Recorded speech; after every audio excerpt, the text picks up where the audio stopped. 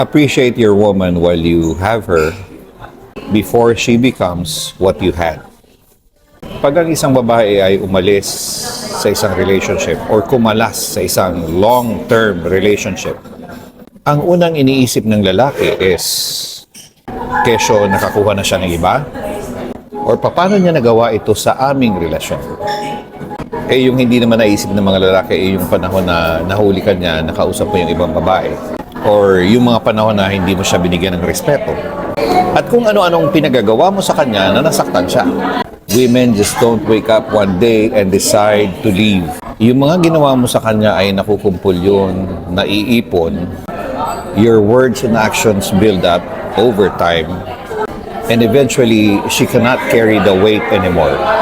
Pag hindi na siya nagre-reklamo, hindi ka na niya pinapansin, at hindi niya na kinukuha yung atensyon mo, it's because she's preparing her escape from your toxic ways.